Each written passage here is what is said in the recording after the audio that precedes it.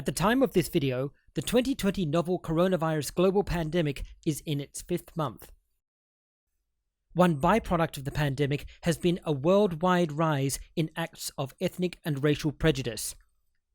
Since the coronavirus emerged in China, most of the racism has been aimed at Chinese people or others mistaken for being Chinese. This was unfortunately predictable. However, a range of other groups are also experiencing racial discrimination as a result of the pandemic, including African immigrants, Muslims, various ethnic groups in northeast India, and Western immigrants. A fine-grained analysis reveals that although Chinese people are the most commonly targeted for racial abuse related to the coronavirus, these other groups are actually suffering far more, and that the regions in which the worst abuse is taking place are Africa, India, and China. The issue is far more complex than everyone being racist to Chinese people or everyone disliking China. The pandemic is operating as a litmus test for historical prejudice and scapegoating, illuminating long-standing ethnic and socio-cultural tensions which have nothing to do with the virus itself. In order to understand this counterintuitive phenomenon, we'll need to start by examining how outgroup prejudice functions. Since this video essay is very long, feel free to use the timestamps in the description to navigate between the sections as you please. In-group and out-group dynamics. We'll start with a brief analysis of in- and out-group dynamics. Every community has a term for those who do not belong to it, whether that term is alien, immigrant, foreigner, minority, or something else. These are called out-group terms. Identifying those outside a community as other has the effect of marginalizing that group. This is potentially damaging to members of the outgroup since it implicitly justifies devaluing them. Some of these terms are often used to identify people who are outside a cultural or religious community, such as barbarian, Philistine, infidel, heathen, Pakeha, foreigner, Guailo, white devil, Adoga, big nose, or Kafir, unbeliever. These terms are usually derogatory since they imply some deficiency on the part of the people being addressed with the term. They do not belong to the right culture or the right religion. This implicitly justifies dismissal or even mockery of both them and their own culture and religion. When outgroup terms are used deliberately to derogate members of ethnic groups, they are known as ethnopholisms, more commonly known as ethnic or racial slurs. These terms are even more serious, since they not only identify the individuals targeted as deficient, but irredeemably so. They could change their culture or religion, but they cannot change their ethnicity. They are forever outside the community, and they are forever deficient. These terms not only justify treating those outside the community with prejudice, but also justify harming them, whether directly or indirectly, emotionally, verbally, or physically. However, throughout history, human communities everywhere have also had a tendency towards pathologizing people outside them.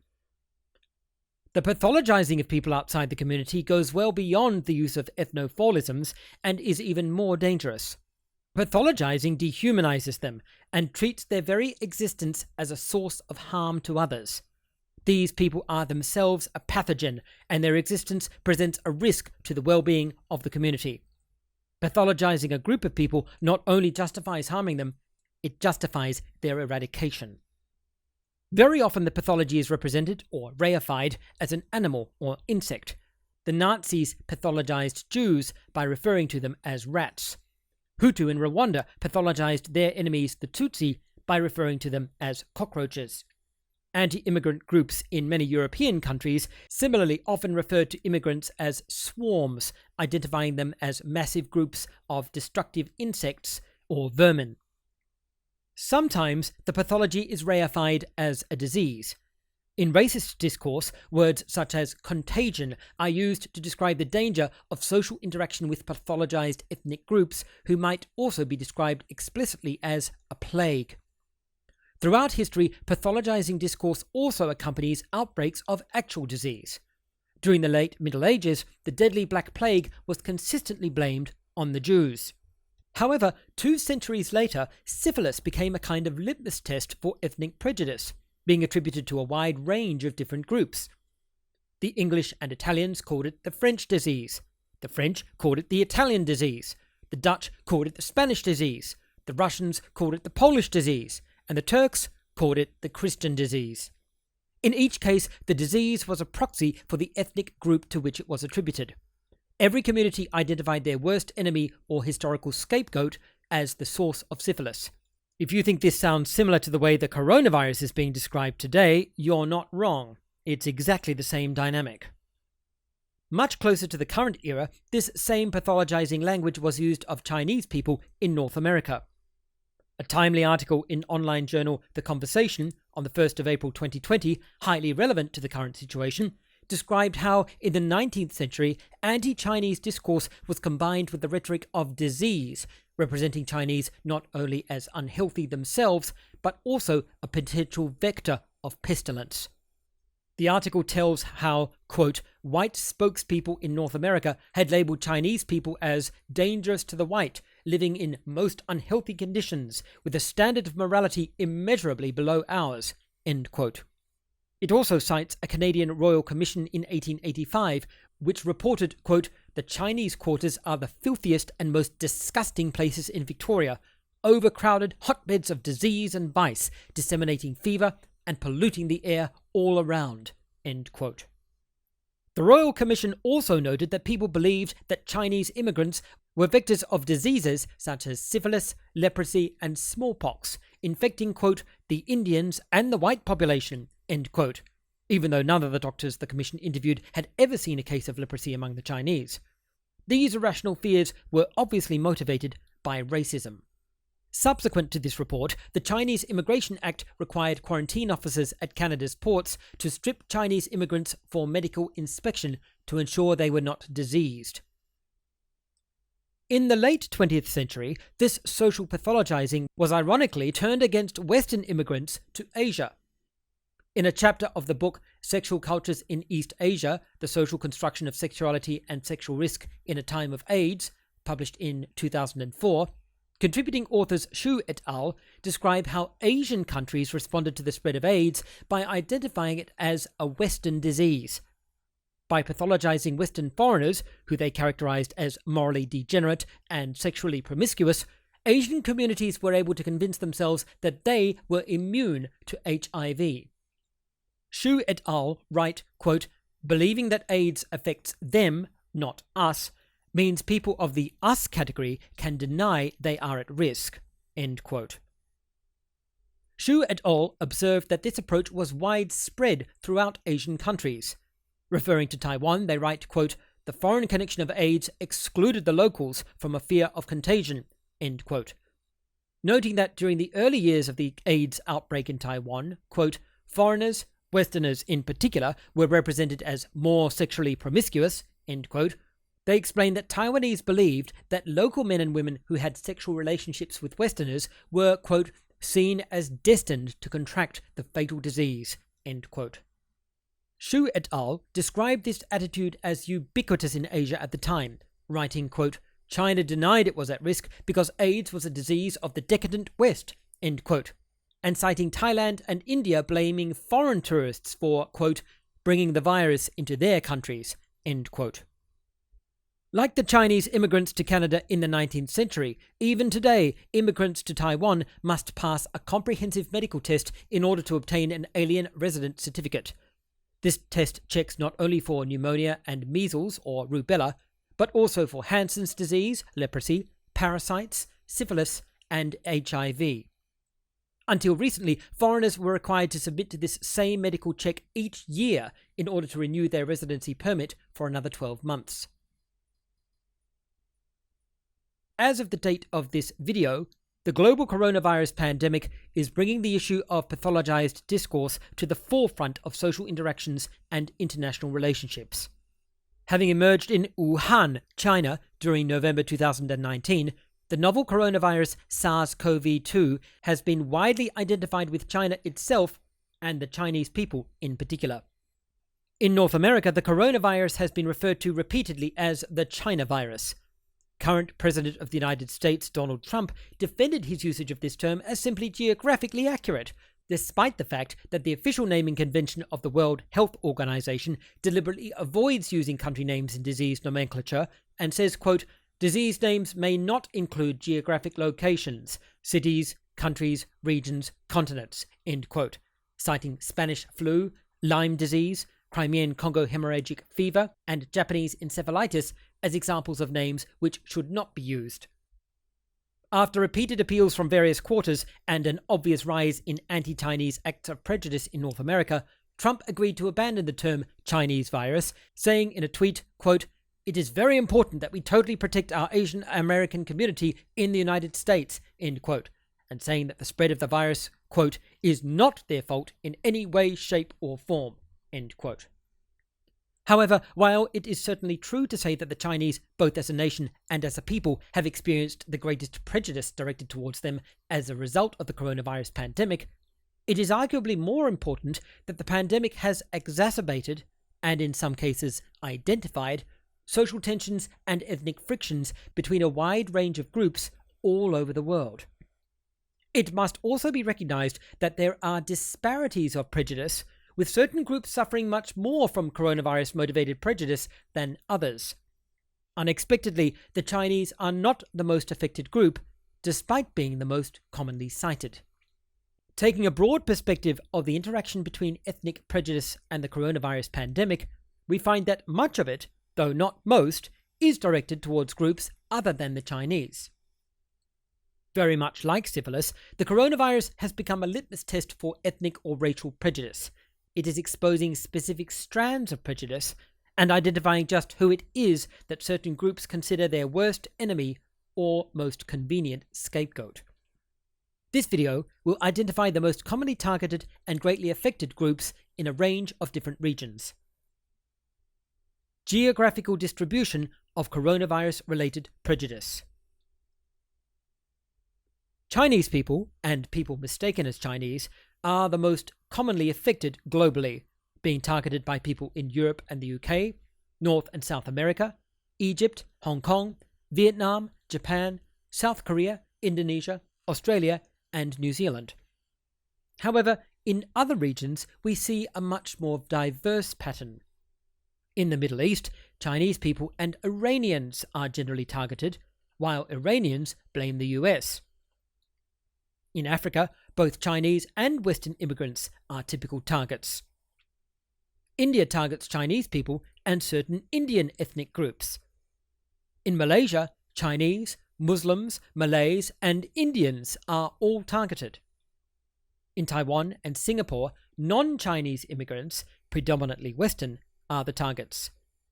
In Thailand, Western immigrants are the targets. Finally, China itself targets specifically African and Western immigrants. This list of regions is deliberately both general and non-comprehensive in order to give a broad impression of how different communities across the globe have reacted to the pandemic. The aim here is not to assess how racist every nation is, or to compare and contrast relative levels of racism between nations. The aim is to demonstrate how all communities react to certain threats beyond their control by blaming their typical scapegoats, whoever they may be, and to illustrate how external pressures such as a pandemic consequently act as a litmus test to identify a community's typical scapegoats. This in turn can illuminate systemic racism and historical prejudices, some of which may have been latent or have been relatively unnoticed for many years. Looking at the geographical distribution of coronavirus-related prejudice, it's clear that, aside from the predictable targeting of Chinese people by virtually everyone who isn't Chinese, there is also a broad East-West divide, with Western people predominantly targeting Asia-Pacific immigrants, and people in the Asia-Pacific predominantly targeting Western immigrants. A curious outlier is the targeting of Africans by Chinese people. On examination, it will be seen that these patterns of prejudice are emerging along the fault lines of historical intercultural conflict. People in different regions are responding to the stress of the pandemic by targeting their community's traditional scapegoats. It should be understood that this is not an attempt to argue that every country is equally racist, because that's not true, or that every outgroup suffers equally from prejudice and racism, because that's not true either. We'll return to these points later in the video. Much of this video is taken up by documented examples of ethnic prejudice and racism from each region cited, in order to provide evidence that these incidents really are happening and that they really are widespread across the international community.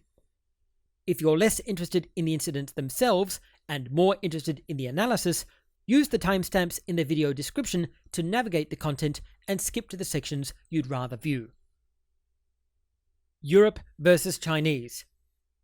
First, let's look at Europe. In Western Europe, nations such as France, Germany, Italy, Spain, and Greece have experienced an obvious rise in anti-Chinese prejudice. On the 31st of January, an article in the British Guardian newspaper reported on incidents of anti-Chinese prejudice in Italy, France, Canada, and the UK. Most of the article reported on how this prejudice was being capitalized on by far-right groups in Italy and France, who were attempting to leverage public concern over the coronavirus in order to encourage opposition to immigration in general. The article said, quote, Matteo Salvini, the leader of Italy's far-right league, seized on the panic to plug his anti-immigration message and attack rivals in government, end quote.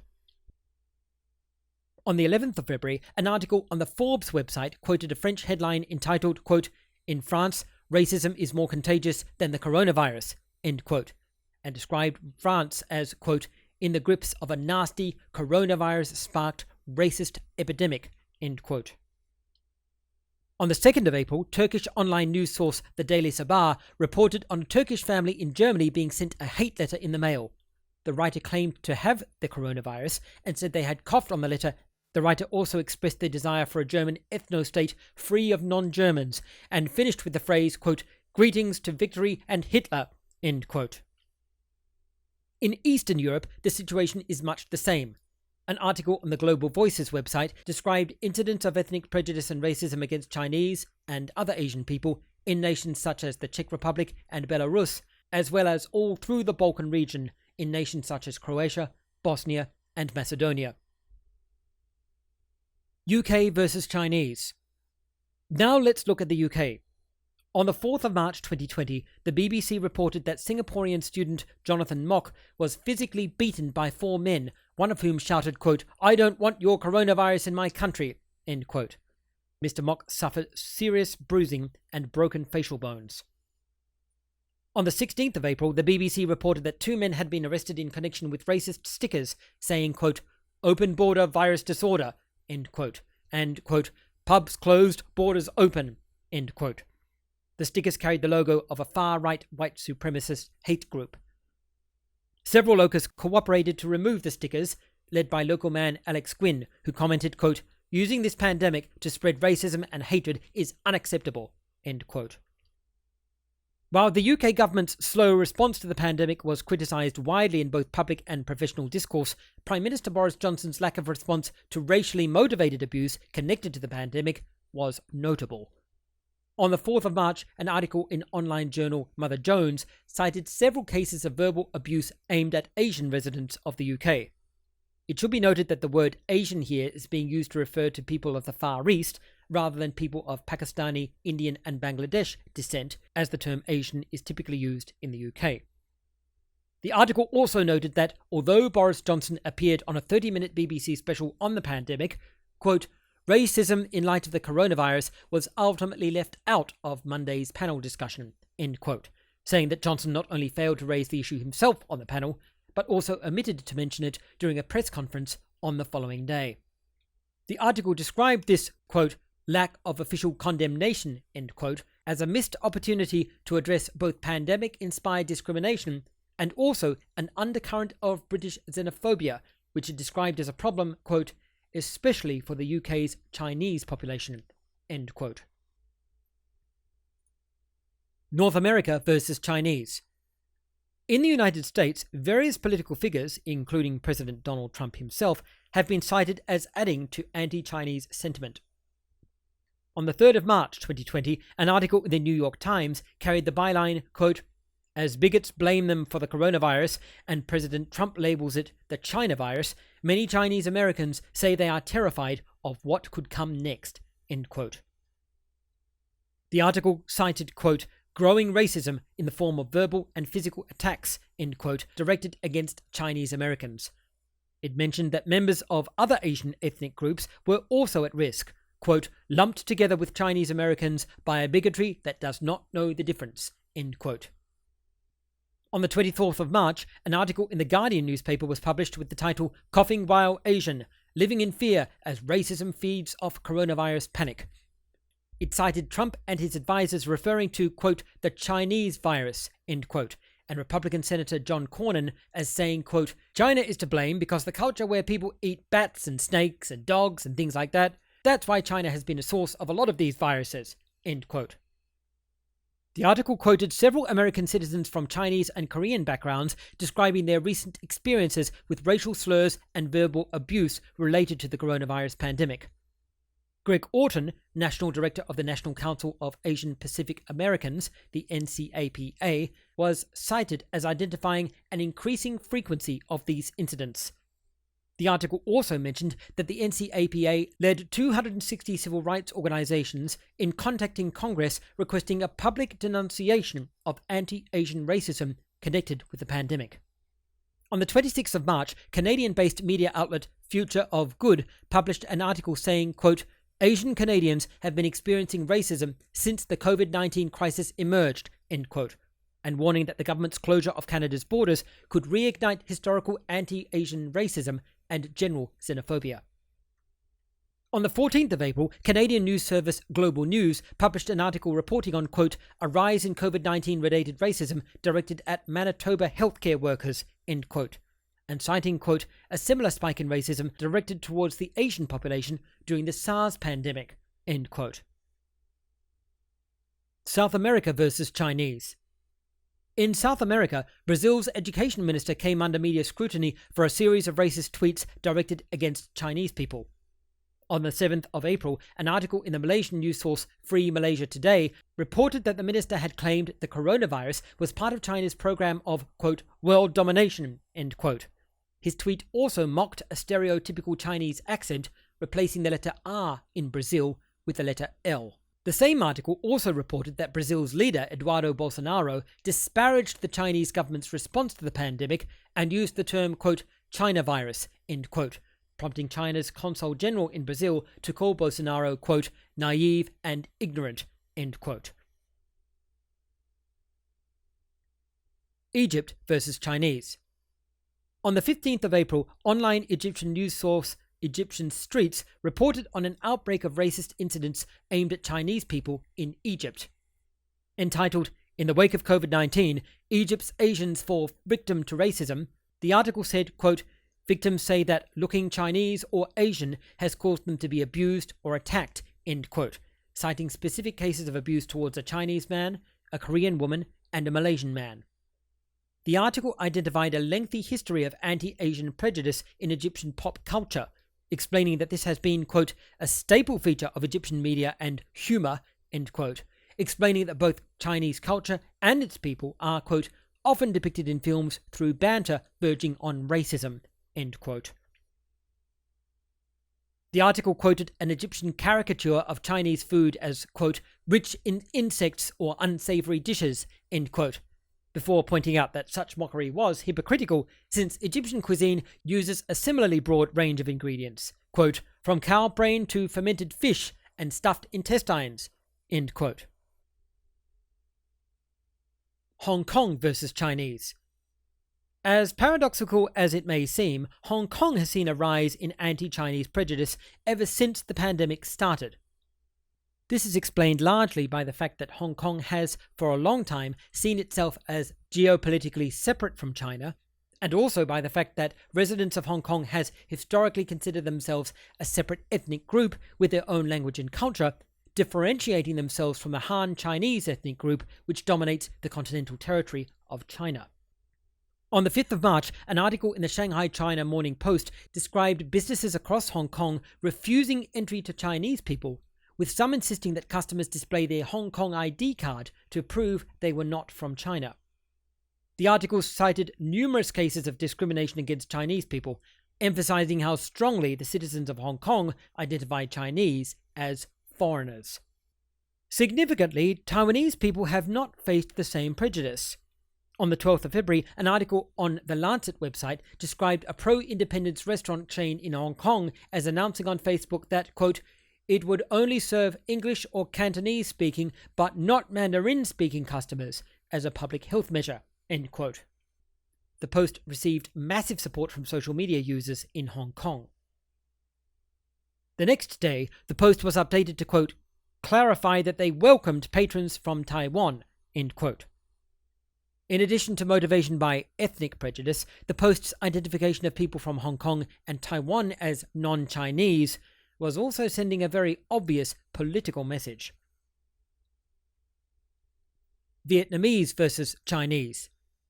On the 24th of February, an article was published on the Business Insider website with the lengthy title, quote, a bar in Ho Chi Minh City bans Chinese customers as coronavirus concerns spark anti-Chinese racism, end quote.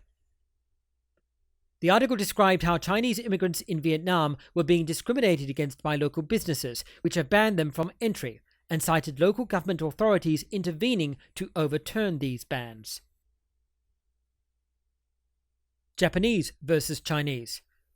On the 30th of January, the New Zealand Herald website published an article describing anti-Chinese discrimination in Japan, citing a sign on one store which read, quote, no Chinese are allowed to enter the store. I do not want to spread the virus, end quote. On Twitter, hashtag Chinese don't come to Japan started trending among Japanese users, who also wrote comments referring to Chinese people as dirty and as bioterrorists. South Korea versus Chinese. On the 30th of January, the New Zealand Herald website published an article describing anti-Chinese discrimination in South Korea, citing a sign on one store which read, quote, no Chinese allowed, end quote. Apparently, such signs have appeared in stores across the country. It also mentioned a food delivery workers union requesting that its members, quote, be excused from making deliveries to areas with a large Chinese population, end quote. On the 24th of February, an article in the Wall Street Journal reported that over 760,000 Koreans had signed a petition requesting the government to ban all Chinese travellers from entering the country. Indonesia versus Chinese. On the 31st of January, an article on the Foreign Policy website gave a detailed account of anti-Chinese conspiracy theories spreading among Indonesian social media users. Citing Indonesia's lengthy history of racial discrimination and prejudice towards Chinese people, the article commented, quote, major media outlets are also complicit in spreading anti-Chinese conspiracies, end quote. However, anti-Chinese racism is being spurred by more than simple ethnic prejudice. On the 7th of April, an article in the Shanghai China Morning Post reported that, quote, Islamic State affiliates are using the coronavirus to stoke existing anti-Chinese sentiments within Indonesia, end quote. The article cited research by a think tank in Jakarta, which had discovered that affiliates of the Islamic State terrorist group had been, quote, using the coronavirus to stoke existing anti-Chinese sentiments within Indonesia, end quote. It said there had been calls for attacks to be carried out because the country's government is seen as being weakened by the pandemic. Australia and New Zealand versus Chinese. Finally, for this section, let's look at Australia and New Zealand. An article in the Guardian newspaper on April 17 reported that, quote, a database of racist incidents against Asian Australians has received 178 responses in 2 weeks, as Queensland Police also condemned a rise in anti-Asian racism during the COVID-19 pandemic, end quote. An article on the Australian Special Broadcasting Service website on the 17th of April quoted Lin Oi, a pharmacist originally from Malaysia, describing her experience with anti-Chinese prejudice in Australia resulting from the pandemic, saying, quote, since the pandemic hit Australia, I have felt like it's different, whether it's people changing directions when walking or giving me a funny look, end quote. She provided several examples of discrimination, from avoidance to outright racist verbal abuse. The article also cited Asian Australian Alliance, describing its work in recording such offences and explaining that up to 88% of them are not reported to the police due to fear of prejudice or the complexity of the official reporting system. The article describes another response from the Asian Australian community, a petition, quote, calling for national unity and an end to anti-Asian racism brought on by the COVID-19 pandemic, end quote. Another SBS article, published on the 21st of April, cited Australian Prime Minister Scott Morrison calling an end to racist behaviour prompted by the pandemic. Morrison said, quote, I deplore that sort of behaviour against any Australian, regardless of their ethnicity or their religion or whatever it happens to be. And I think that this is the view of all Australians, end quote. Morrison praised the Australian Chinese community in particular, saying, quote, it was through their care, their commitment, their patience that actually Australia was protected in that way, end quote. The article noted that Morrison had issued a similar condemnation a week earlier in another SBS article. These were welcome words from the Prime Minister, who is known to be both politically and economically right-wing, and far from a champion of progressive values. In the past, Morrison has been widely condemned for his apathetic attitude to battling climate change and his opposition to gay marriage rights. Nevertheless, it could be objected that even these words are too little, too late. The pandemic has unfortunately lifted the lid on a racist subcurrent of Australian society which, though not ubiquitous, is vocal whenever it has an opportunity. In New Zealand, an article in the New Zealand Herald on the 2nd of February 2020 noted, quote, coronavirus-related racist outbursts are now being felt in New Zealand by Chinese Kiwis and Kiwis of Asian descent, end quote. Note that Kiwi is a slang term for a New Zealander.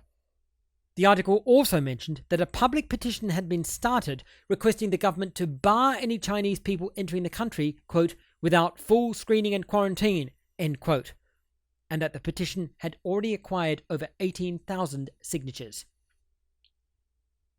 On the 10th of April, an article on the Radio New Zealand website said, quote, the hysteria around the coronavirus has uncovered deeply rooted anti-Chinese sentiments and xenophobic attitudes, end quote, citing the mainstream media's reference to COVID-19 as a, quote, Chinese disease, end quote, as encouraging racially motivated fear. Jess Fu, the article's author and a self-identified New Zealand-born Chinese woman, said that the New Zealand government's ban on travellers from China was a policy, quote, guided by racism and fear rather than rationality, end quote, and expressed her concern that this would only fuel local resentment and prejudice against Chinese people in New Zealand. Now let's look at other patterns of coronavirus-related prejudice in different regions of the world. Arab Muslims versus Chinese and Iranians. We'll start with the Middle East, where anti-Chinese prejudice has a distinctly religious motivation. On the 24th of March, online news service The Allgemeine reported that social media in the Arab world was referring to the coronavirus as, quote, Allah's will to punish the Chinese for their cruel treatment of the Uyghur Muslims in Western China, end quote. However, the article also described that when the coronavirus was found in Iran, quote, many Arabs claimed that this was Allah's wrath, this time over Iran's heinous treatment of Sunni Muslims in Iraq, Yemen, and Syria, end quote. Meanwhile, the article describes many other people in the Arab world fearing that the pandemic was, quote, an Iranian conspiracy, end quote.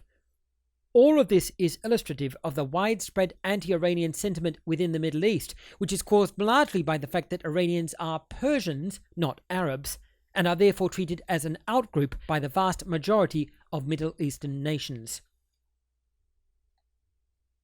Iran and China versus US. In Iran itself, the response to the pandemic has been particularly unusual, with Iran actually siding with China and supporting Chinese claims that the United States is the origin of the coronavirus. On the 24th of March, an article on the Voice of America news website reported that, quote, Iran and China have been amplifying each other's allegations that the United States initiated the coronavirus pandemic, end quote. The article described state media in China and Iran sharing their accusations towards the United States and citing each other as sources to substantiate their own claims. Iranian media has repeated Chinese claims that the US introduced the virus to China, and Chinese media has likewise parroted Iranian claims that the US invented the virus as a bioweapon to target Iran and other enemies. Africans versus Chinese. In Africa, tensions have long been rising over China's increasing economic dominance of the continent and its resources. On the 8th of March 2016, Taiwanese online news service The News Lens reported, quote, a group of more than 200 youth wielding clubs and swords attacked and injured 14 Chinese nationals at a railway construction site in Kenya on Tuesday, end quote. The article described labour disputes as the motivation for the attack and cited, quote, other non-violent protests in recent weeks, end quote. In February 2020, a viral video depicting a Kenyan man being beaten by his Chinese employer with a long cane provoked a furious reaction from Africans across the continent. Local police arrested 4 Chinese nationals in connection with the assault and deported the attacker. The Chinese embassy in Kenya posted a terse tweet supporting the Kenyan investigation of the crime and saying, quote, whoever violating the law, sick, will face the legal consequences, end quote. Consequently, it was no surprise to see the 2020 coronavirus pandemic emerge as a flashpoint for racial conflict between Africa and China. On the 13th of April 2020, Rwandan online news service Taarifa published an article reporting on, quote, the ongoing racist attacks inflicted against African migrants in China, end quote. The article said that African immigrants in China were being accused of having imported the virus and that Chinese landlords and hotel owners were evicting Africans from their places of residence. According to the article, African residents in China were safe during the country's 3-month lockdown, but that after the lockdown, quote, many have been evicted from their homes, barred from restaurants, and forced to sleep in the streets under Chinese antivirus measures, end quote. In Africa, anti-Chinese sentiment erupted in response to this news. On the 15th of April, the online news service Kenyan Report claimed, quote, Nigerian youth have burnt a Chinese factory to retaliate against attacks of Africans in China, end quote, showing a YouTube video apparently capturing the incident. Africans versus Westerners. However, African attacks on Chinese are not the only product of the coronavirus pandemic. Westerners have long been characterized as unclean disease carriers by Africans, who have routinely claimed Western immigrants and tourists were to blame for introducing viruses and diseases such as AIDS and Ebola. Now, Africans are also blaming Western foreigners for bringing the coronavirus to Africa. On the 20th of March, an article on the German-based international news site Deutsche Welle reported on increasingly hostile and dangerous attacks on Western immigrants in Africa. The article opened with the news that European and American immigrants were starting to leave the continent, fearing that current levels of racism and prejudice aimed at them were rising in intensity. The article stated, quote, Cameroon and Ethiopia have reported cases of verbal attacks on light-skinned people, end quote, and described a travel warning issued by the US Embassy in Cameroon, which cited, quote, verbal and online harassment, stone throwing, and banging on vehicles occupied by expatriates, end quote. Indians versus Chinese and Muslims. In India, where conflict between Hindus and Muslims is at least 1,000 years old, the coronavirus pandemic has provoked a new anti-Muslim backlash. On the 13th of April, an article on the Radio France International website reported that hundreds of COVID-19 cases had been linked to a Muslim missionary organization gathering in large numbers to hold an event in breach of a government social isolation lockdown, and that Indian social media had erupted with outrage in response. The article reported, quote, angry and virulent messages have flooded social media purporting to show Muslims conspiring to spread the coronavirus, end quote. These conspiracy theories were inflamed further by fake news videos falsely claiming to show Muslims spitting to spread the virus. India's Hindu government has also been blaming Muslims for the spread of the virus as a continuation of its practice to marginalize their position in Indian society. Meanwhile, some Muslims in India have claimed the pandemic is divine retribution from Allah. On the 28th of January, an article on the Times Now news website reported that Muslim religious leader Ilyas Sharafuddin claimed, quote, Allah has punished the Chinese by unleashing coronavirus on them for their brutal crackdown on Uyghur Muslims, end quote. In addition to these sectarian prejudices, the pandemic has also provoked a new wave of abuse aimed at certain ethnic groups in India's northeastern states.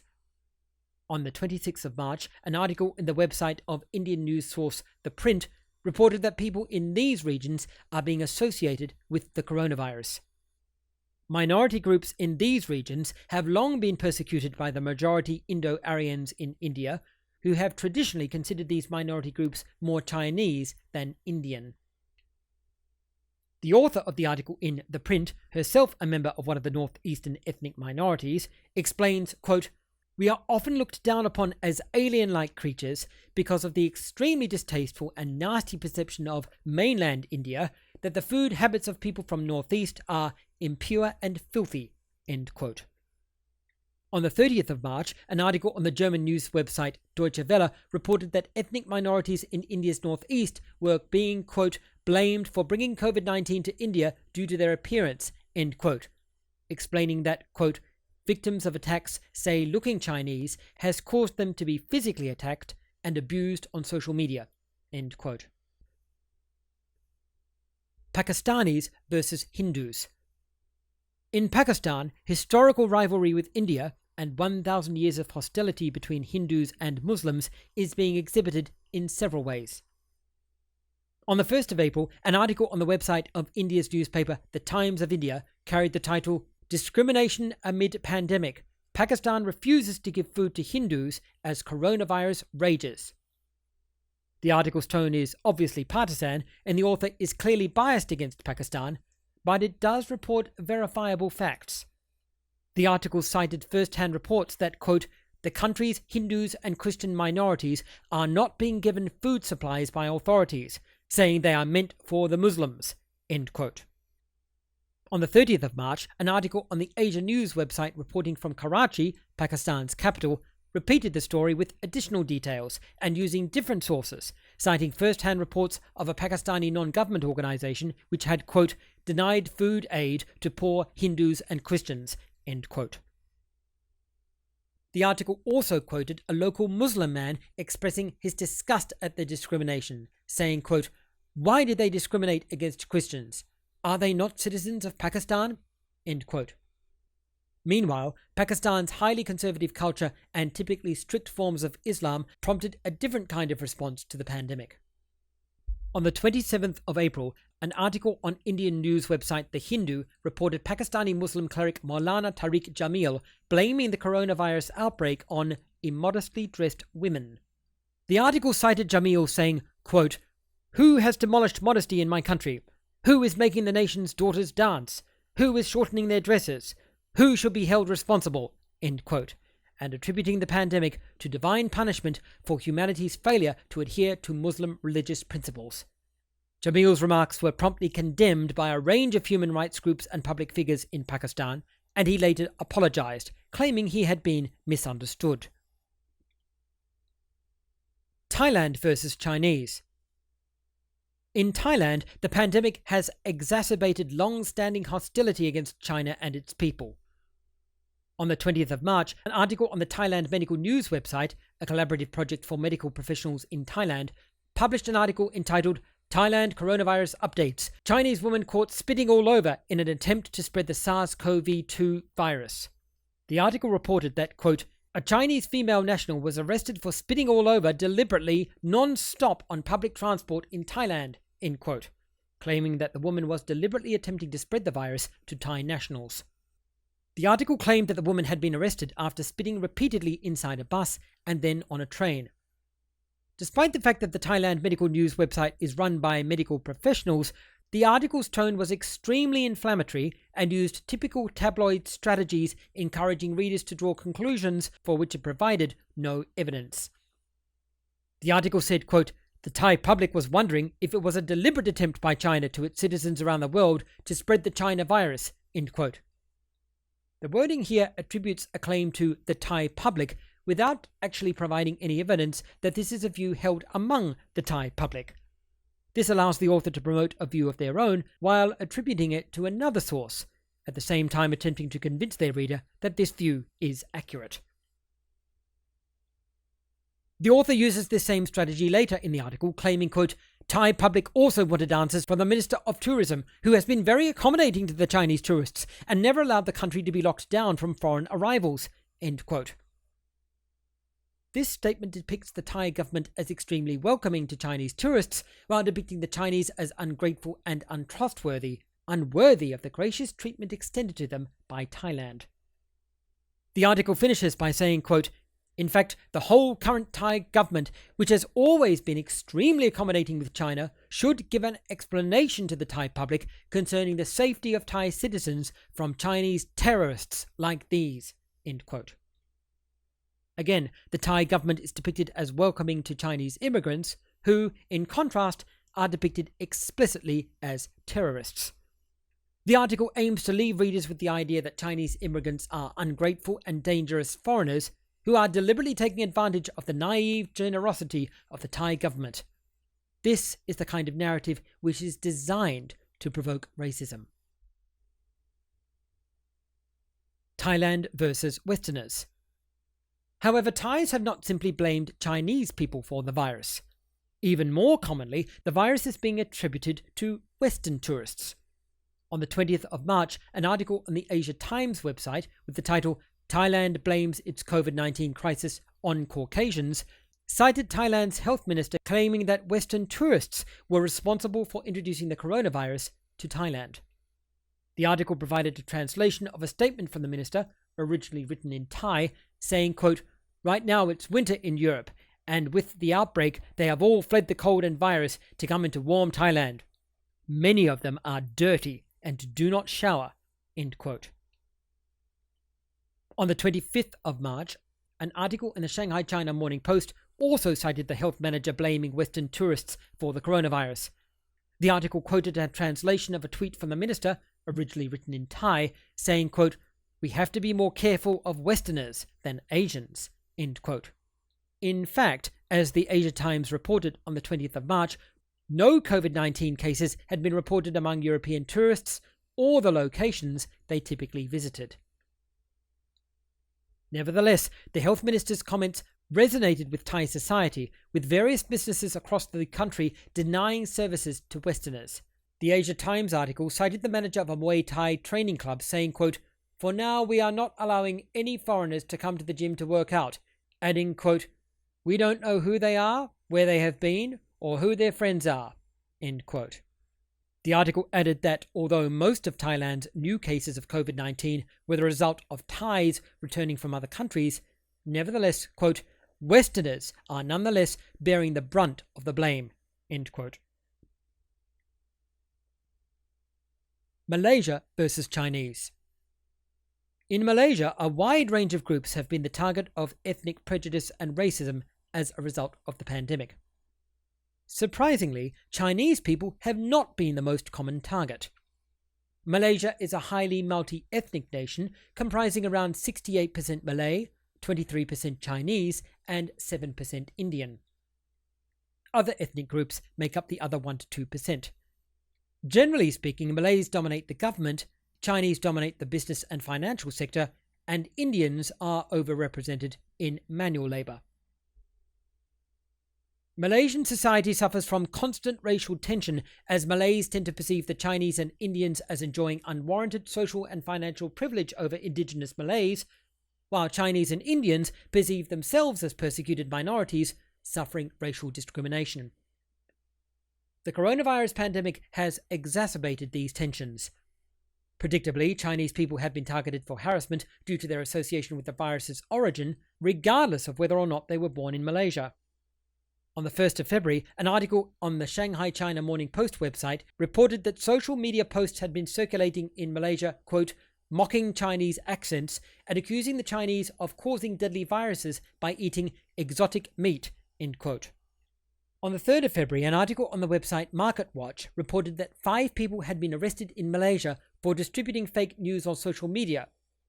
The article also cited Malaysia's Prime Minister saying, quote, the government will take action on those spreading fake news to instill fear among Malaysians and incite hatred among the races, end quote. Malaysia versus Muslims, Malays and Indians. However, in Malaysia, Chinese people are not the most common targets of racial abuse prompted by the pandemic.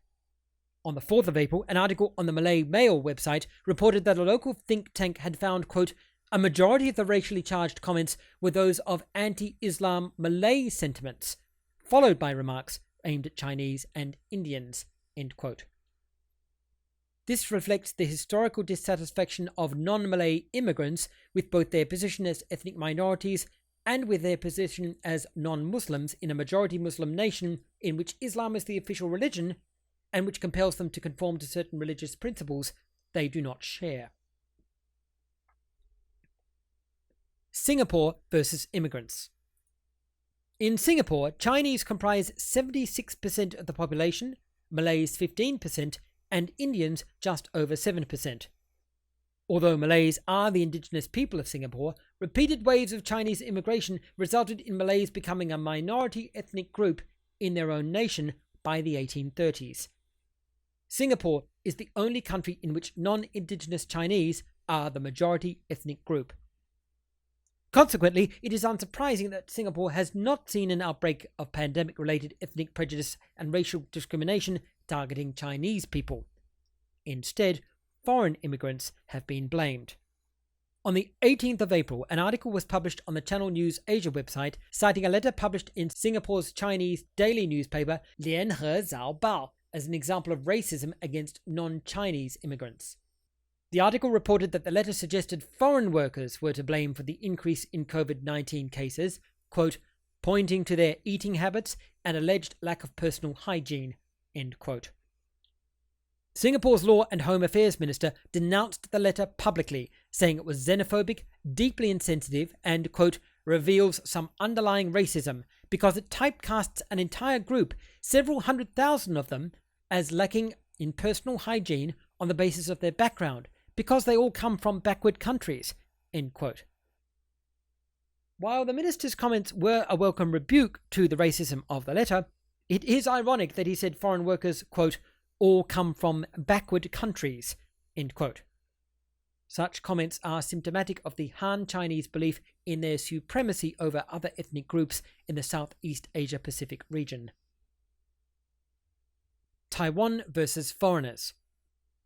In Taiwan, China has consistently been blamed for the coronavirus outbreak, though Chinese people are not being held responsible, which is unsurprising given the Han Chinese are Taiwan's dominant ethnic group. Taiwan's government typically refers to COVID-19 as Wuhan pneumonia, which departs from the nomenclature guidelines of the World Health Organization. This term is similar to the phrase Wuhan illness, which is used in Hong Kong and by Chinese President Xi Jinping.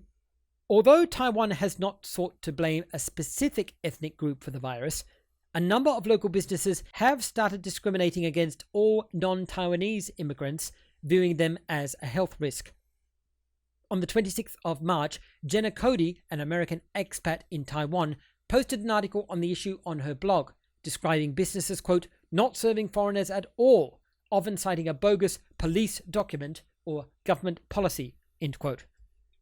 Cody cited several examples of such discrimination, providing screenshots of public Facebook posts and Facebook messages, and reporting on businesses which resisted requests to change their policy, as well as those which finally abandoned their policy under public pressure from the local foreign community.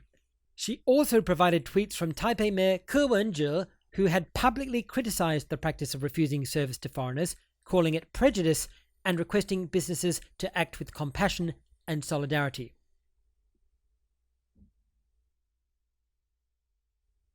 Chinese versus Africans. In China, the African community has become the target of blame for the coronavirus. On the 12th of April, an article on the Al Jazeera website reported, quote, African students and expatriates in China are reportedly being evicted from their homes and mistreated over fears they could spread the novel coronavirus, end quote, while also citing the Chinese embassy in Zimbabwe denying that Africans were being targeted. A range of news services in Africa and Europe have provided evidence proving that the African community in China, in particular in the province of Guangzhou, have been refused service at various businesses and evicted from their residences. On the 4th of April, an article on the Business Insider website reported that in Guangzhou, quote, many Africans living in China have been kicked out of their homes and forced to sleep on the streets or pay for hostels, end quote. The article opened with a description of a local branch of McDonald's which had put up a sign saying, quote, from now on, black people are not allowed to enter the restaurant, end quote, prompting McDonald's China to apologize publicly and close the branch temporarily for retraining. Quoting several first-hand accounts, the article also described local businesses refusing service to Africans, which it characterized as indicative of Guangzhou's, quote, systemic racism, end quote. On the 17th of April, an article on Australian news website The Conversation reported that in Guangzhou, quote, the local government implemented surveillance and mandatory testing and an additional 14-day quarantine for all African nationals in the city, regardless of whether they tested positive for COVID-19, end quote. The article noted that this had led to African residents, quote, being evicted by landlords or rejected by hotels, and some even left homeless, end quote. Also on the 17th of April, an article on the BBC website reported that, quote, African community leaders in Guangzhou believe that the vast majority of the city's African population have been forced into quarantine or are sleeping on the streets, end quote. The article observed that the number of African residents in Guangzhou had declined in recent years due to, quote, unfair visa restrictions and unfair treatment, end quote, including businesses refusing services to Africans from various nations. The article also quoted a local Chinese resident of Guangzhou who insisted African nationals were not being treated unfairly, that Guangzhou citizens were not racist, and suggesting that if any Africans had experienced friction, it was possibly because they were, quote, overstaying and doing some illegal things, end quote. It is a common belief in China that immigrants who experience any kind of mistreatment have brought it on themselves by breaking the law or breaching local rules or customs. On the 22nd of April, an article in the Shanghai China Morning Post reported on African residents in China being involuntarily quarantined despite having never left the country and despite having tested negative for COVID-19. One African resident reported the hostility he felt from local Chinese when out in public, noting that it had led him trying to stay home as much as possible and only going out at night. Meanwhile, in Africa itself, tension between African workers and Chinese companies has risen to a flashpoint in several places. On the 15th of April 2020, an article on the Sahara Reporters website claimed, quote, a yet-to-be-identified Chinese company in Ogun State has locked its Nigerian workers inside its premises, end quote. The article noted that this was in breach of the lockdown order issued by Nigeria's president, which requires all citizens to return and stay at home. The article also provided a photo and video allegedly depicting the situation in which, quote, the angry workers could be seen protesting their forced detention inside the Chinese factory located in the Obisa area of Ogun State by destroying items within the company, end quote. A local police spokesperson described the situation as a dispute between the workers and company management. He also confirmed that the protest was a response to the company's decision to, quote, not allow them to go out of the company, that they locked them inside, end quote, but also emphasized that the protest only involved members of the company workforce, not members of the public. Chinese versus Westerners. Africans are not the only targets of Chinese prejudice resulting from the pandemic. In China, Western immigrants are also being abused and blamed for introducing and spreading the virus. Recently, the Chinese government has provided support for a conspiracy theory attributing the coronavirus to the United States. A spokesperson for the Foreign Ministry suggested specifically that the US Army may have brought the virus to China. On the 29th of March, an article on the Guardian website said that Western foreigners have, quote, been turned away from restaurants, shops, gyms and hotels, subject to further screening, yelled at by locals and avoided in public spaces, end quote. The article cited an Irish immigrant in Shanghai saying, quote, they see my blue eyes and jump a foot back, end quote. The article cited other experiences, quote, from socially awkward to xenophobic, end quote, including Western immigrants being called foreign trash, and an online article with an image of a ship transporting refuse with the caption, quote, beware of a second outbreak started by foreign garbage, end quote. On the 19th of April, an article on the Malaysia Today website described a comic circulating on Chinese media with the title, quote, an illustrated handbook on how to sort foreign garbage, end quote. The comic showed specifically Western foreigners, both white and dark-skinned, being, quote, thrown into waste bins and disinfected by people in hazmat suits for supposedly breaching China's strict lockdown restrictions, end quote. An image of the comic is on screen now at right. The article explained that the comic also showed foreigners being disposed of, quote, for a range of other alleged immoral acts, such as publicly praising China but secretly posting anti-China opinions online, scamming Chinese women into providing sex and money, and attacking health workers after testing positive for coronavirus, end quote. These are all well-established historical tropes in China, where Western foreigners are commonly associated with moral degeneracy, disregard for law and order, and political and social subversion. In another part of the comic, a worker in a hazmat suit complains, quote, the epidemic prevention work has not yet finished. I didn't expect to have to sort foreign garbage again, end quote. The Malaysia Today article quoted an American reporter in Shanghai saying he had been called, quote, yang le si, foreign trash, end quote, while eating at a restaurant, and that in his view, quote, these cartoons inflame already nasty sentiment, end quote. Asia versus the West. In addition to anti-Western sentiment in specific areas such as Africa, China, and Thailand, a more general anti-Western sentiment can also be seen across the broader Asia-Pacific region, exhibited in a range of articles in Asian media. These articles not only make a point of highlighting the successful containment of the virus in several Asian nations and the unsuccessful efforts of various Western countries, but also attribute Asian success and Western failure to a difference in social and ethical values. An article published on the 19th of March by the Shanghai Hong Kong Morning Post provides a clear example.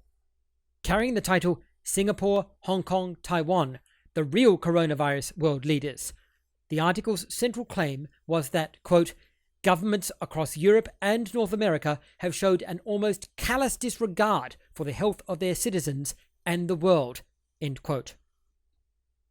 Citing Italy, Spain, France, and Britain as having, quote, arrogantly ignored the signs of a creeping killer, end quote, the article represented these nations as having treated the coronavirus as a distant foreign illness, quote, thus stoking xenophobia among their populations, end quote. In contrast, the article cited Singapore, Taiwan, and Hong Kong as, quote, oases of calm, end quote, characterizing them as having shown, quote, single-minded purpose and sincerity, end quote, in their efforts to contain the virus. South Korea was also praised highly, with Korea's rapid and well-organized implementation of effective containment measures being contrasted repeatedly with the comparatively slow, ineffectual, and poorly organized responses of Western nations. In this article, Western nations are depicted as xenophobic, lacking in communal spirit, and suffering, quote, willful ignorance of how interconnected the world is, end quote. Their citizens are described as passive and inactive in the face of the pandemic, waiting helplessly for their inept governments to solve the problem for them. Asian citizens, in contrast, are depicted as socially responsible, full of public spirit, and dynamically active in the face of peril. The article says, quote, Hong Kongers, in particular, didn't wait for government orders to act. They displayed their public spiritedness when a filmmaker started a mask factory helping to produce hundreds of thousands of pieces of protective gear at just Hong Kong $1 a piece, end quote. Recent scholarly literature indicates that the traditionally accepted dichotomy of Western societies as predominantly individualist and Eastern societies as predominantly collectivist is not as accurate as it once was, with several papers demonstrating a shift in values and attitudes on both sides, in particular individualism becoming more popular in the East. Nevertheless, the traditional dichotomy is still widely viewed as accurate in Asia itself, where Western individualism is often equated with selfishness, and collectivism is seen as distinctively Asian. This article from the Shanghai China Morning Post is therefore not an anomaly, but an exhibition of mainstream Eastern perceptions of the West. The article also illustrates the fact that a specifically anti-Western sentiment still prevails in Asia, with so-called Western values contrasted unfavorably with so-called Asian values. The lengthy history of how the concept of uniquely Asian values has been used by governments of nations in the Southeast Asia-Pacific region to attribute their rapid modernization to distinctively Asian modes of thought and to argue for the superiority of their socio-economic status over supposedly economically stagnant and morally degenerate Western nations is a video for another time. Common trends in prejudice. It is common in both traditional media and social media to speak of recent acts of ethnic and racial prejudice being provoked by the coronavirus pandemic. However, the evidence reviewed in this video indicates that it is more accurate to speak of such bigotry being revealed or highlighted by the pandemic. It must be understood that this virus hasn't really caused prejudice. It has simply exposed existing prejudices which are being displayed by people who were already racist or bigoted. It may seem like a fine distinction to make, but saying racism was provoked by the pandemic gives the impression that the racism was external to the individual exhibiting it, and ended them rather like the virus itself, whereas saying racism was exposed by the pandemic more accurately describes the fact that people who were already inherently bigoted are now showing openly what they have previously concealed within themselves. As mentioned at the beginning of this video, the coronavirus pandemic is acting as a litmus test for societies all around the world, and it is essential for each society to examine carefully their own response and see what it indicates about them. Although Chinese people have been the most commonly targeted for racial abuse, they have not been the only targets, and to focus solely or even largely on them actually obscures a larger pattern of prejudice around the world. Let's look at that pattern now. As we have seen, a wide range of ethnic and religious groups have suffered from prejudice during the pandemic, and Chinese people have not even been the worst affected. Significantly, in several geographically large or highly populated regions, Chinese people are not being targeted at all.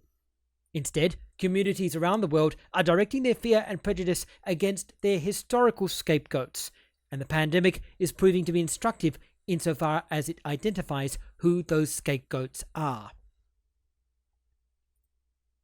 Equally of interest is the fact that the prejudice being shown around the world by different communities towards different groups is being exhibited in a highly consistent way. This prejudice can be categorized according to 4 basic tropes, all of which identify outgroup members as a source of either physical or moral contamination.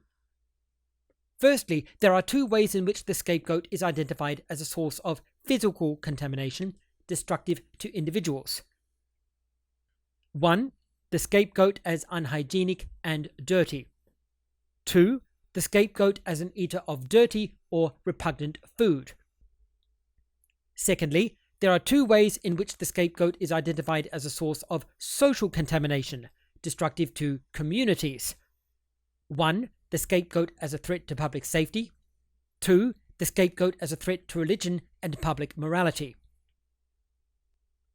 In Western nations, these tropes have for centuries been associated with non-Western ethnic groups, particularly those perceived as non-white. However, in other regions around the world, these same tropes have been used for centuries to stigmatize social outgroup members and community scapegoats. In fact, it may come as a shock to some Westerners to realize that many people around the world still apply these same tropes to Westerners, particularly those perceived as white. The prejudice described in the regions listed in this video can be broadly grouped within these 4 tropes. When this is done, it is even more apparent that the prejudice currently being exhibited during the pandemic is remarkably consistent in its themes, and that these themes are found all across the world. It is also clear that the themes of prejudice in each group are related to the in-group's historical relationship with the out-group and to the in-group's historically important values. First, let's look at the nations in which the scapegoat is a source of physical contamination. Of the nations where the scapegoat is identified as unhygienic and dirty, India targets northeastern ethnic groups, Singapore targets migrant workers, Japan targets Chinese, and Africa, China, and Thailand target Western immigrants and tourists. Of the nations where the scapegoat is associated with dirty and repugnant food, North America, Europe, the UK, Australia, New Zealand, Egypt, and Malaysia target the Chinese, and India targets northeastern ethnic groups. Now let's look at the nations in which the scapegoat is a source of social contamination. Of the nations where the scapegoat is accused of bioterrorism, Iran and China target the US, India, Japan, and Thailand target China, and Indonesia targets the Islamic State. Of the nations where the scapegoat is accused of corrupting morality, India and non-Muslims in Malaysia target Muslims, Arab states target China, Pakistan targets perceived Western immorality in general, and Thailand and China target Western immigrants and tourists specifically. These patterns of prejudice demonstrate why scapegoating is the key to understanding the widespread outbreaks of racism during the coronavirus pandemic. People are not simply attacking China or the Chinese people. They are targeting the same people they have always targeted, the same people they have traditionally identified as outgroup members harmful to their society. For example, Iran and China have accused the US of bioterrorism since they consider the US to be their most dangerous military threat, while the US, India, Japan, and Thailand have all accused China of bioterrorism since they regard China as their most dangerous military threat. Likewise, Western immigrants and tourists in countries such as Africa, Thailand, and China have been accused of bringing the coronavirus with them since these countries have traditionally regarded Westerners as unclean vectors of foreign diseases. So the coronavirus pandemic is performing as a litmus test, identifying the outgroup members which various regions have traditionally targeted for specific kinds of prejudice and which they use as scapegoats for certain kinds of perceived wrongs, threats, or ill effects on societies. This explains why some traditionally marginalized groups are not being targeted as a result of the pandemic. For example, in North America, black people are typically marginalized and targeted by white people for a range of delusional grievances, but even in this case, they have not been blamed for the coronavirus. In North America, black people are seen as vectors of violent crime, drugs, and moral degeneracy, but typically not seen as vectors of disease. North Americans commonly view new diseases as an external threat from exotic lands, which is why AIDS and Ebola are associated very broadly with Africa as a whole, and the coronavirus is associated very broadly with Asia as a whole. Additionally, in the US, black people as a group are not considered an existential threat. There is no pervading fear that the nation will be destroyed by an uprising of black people. In contrast, China is regarded as an existential threat, militarily, economically, and ideologically. Consequently, both Chinese people and people perceived to be Chinese are used as a proxy target for people's fear of China, and the coronavirus outbreak is used to justify this scapegoating. Groups most at risk. As mentioned previously, not all groups experiencing ethnic and racial prejudice as a result of the pandemic are at the same level of risk. Although Chinese people are the most frequently and widely targeted, they are also the least at risk. Despite a number of verbal and physical assaults on Chinese people in several nations, Chinese individuals are not being attacked at a rate which is even closely proportionate to their numbers, while other groups are experiencing discrimination and attacks which are completely disproportionate to their numbers.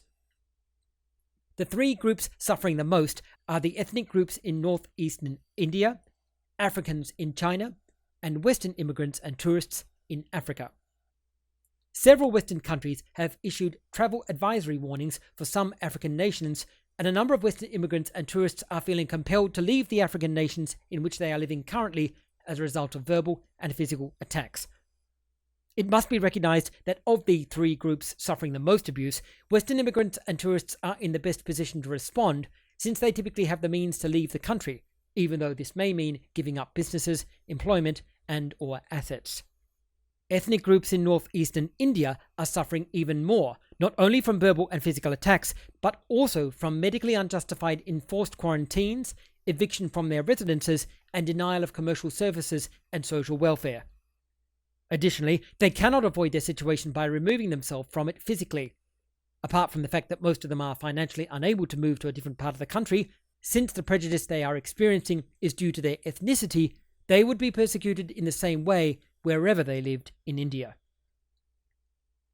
Africans in China are being quarantined against their will without medical justification, evicted from their residences, denied services by local businesses, arrested, detained, and even deported. The fact that they are typically not experiencing direct interpersonal physical attacks does not change the fact that they are disproportionately suffering the disruption of their lives, businesses, and employment.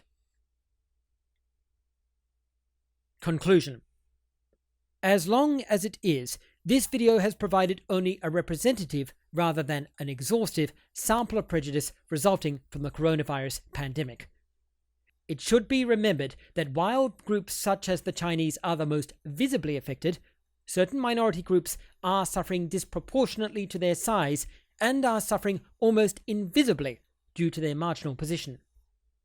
For example, on the 7th of April 2020, an article on the Health and Human Rights Journal website reported on the disproportionate prejudice currently experienced by the Roma people in Europe, who are unfortunately predictably being scapegoated due to the false perception that they are a significant vector of the coronavirus. This is particularly bitterly ironic, given that the Roma people themselves are disproportionately at risk from contracting the virus from non-Roma people. This video has placed the ethnic and racial prejudice resulting from the coronavirus in its socio-historical context, explained the in-group and out-group dynamics which produce such prejudice, and identified the largest groups which are most at risk of permanent disruption to their lives. It has aimed to bring a fine-grained and nuanced perspective to an understandably emotive issue which is typically being addressed with enthusiastic but inaccurate generalizations.